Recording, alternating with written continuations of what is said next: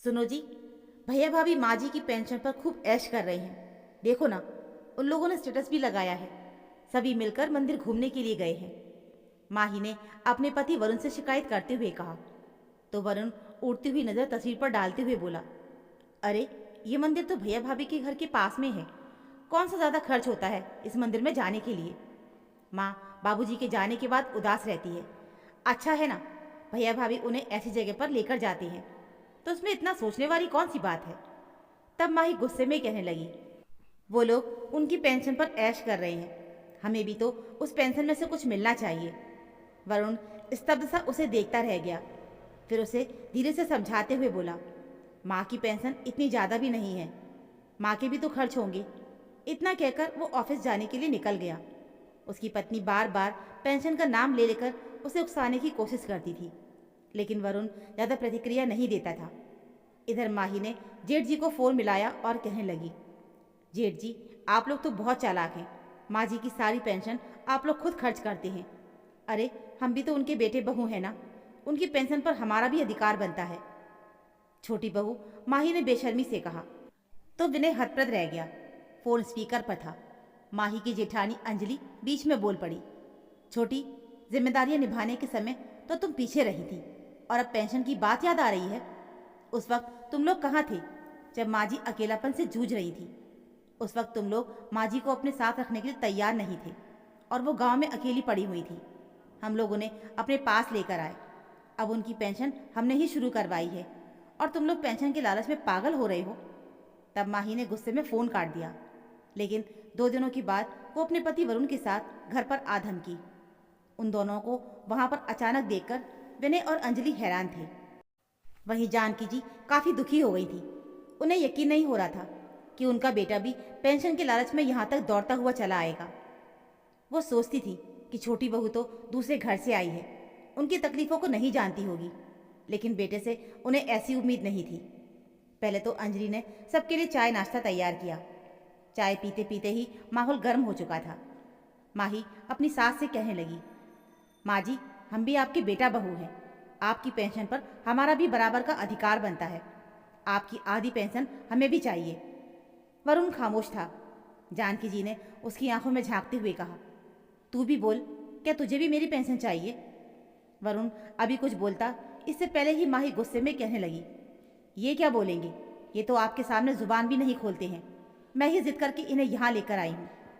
अरे यहाँ पर हमारे अधिकार हमें नहीं मिल रहे हैं और हम चुपचाप बैठे रहेंगे।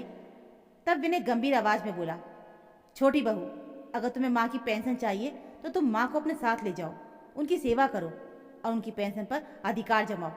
क्योंकि माँ यहाँ पर रहती है तो माँ के बहुत सारे खर्चे हैं।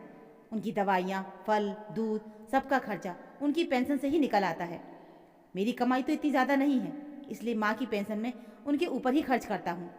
अगर तुम उन्हें अपने साथ ले जाती हो तो उनकी पेंशन उनके ऊपर खर्च करो, और कुछ रुपए बच जाएंगे, वो तुम रख लेना। इतना कहकर वो चुप हो गया। तो माही गुस्से से उसे घूरते हुए बोली, जेठ जी, मुझे सिर्फ सास की पेंशन चाहिए, सास नहीं। मम्मी जी को आप ही रखिए, मैं अपने साथ ले जाकर उनके नखरे नहीं उठाने वाली। उनके लिए अलग से परहेज वाला खाना बनाना, उनके लिए दिन भर घर पर बैठना, ये सब मुझसे नहीं होगा। तब माही की जेठानी अंजलि बोल पड़ी, छोटी, ये तुम कैसी बातें कर रही हो। माता पिता की सेवा करना तो बहुत ही पुण्य का काम होता है। तुम्हें केवल पेंशन चाहिए तो वो तो तुम्हें नहीं मिल सकती। तुम अगर मम्मी जी को साथ लेकर जाना चाहती हो तो वो अलग बात है। तभी जानकी जी बीच में ही बोल पड़ी, कोई मुझसे भी तो पूछो कि मेरी मर्जी क्या है। तुम लोग पेंशन के लालच में यहाँ तक चले आए, और जब तक मेरी पेंशन नहीं आ रही थी तब तक तुमने मुझे पूछा तक नहीं। ऐसे समय में बड़े बेटे बहू ने ही मुझे इतने दिनों तक अपने पास रखा और मेरा खर्चा भी उठाया।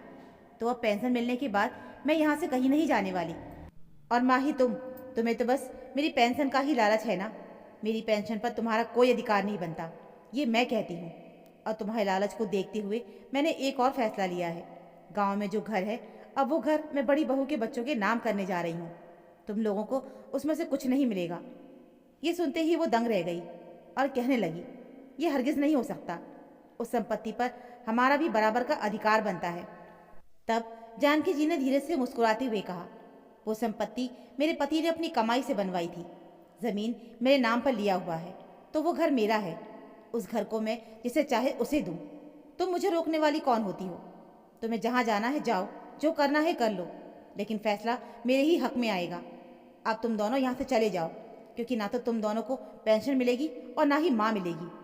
इतना कहकर उन्होंने बात समाप्त करते हुए अपनी छड़ी उठाई और अपने कमरे की ओर चली गई। वो दोनों ठगे हुए से सोफे पर बैठे रह गए। थोड़ी देर में माही गुस्से में बड़बड़ाते हुए वहां से निकल गई।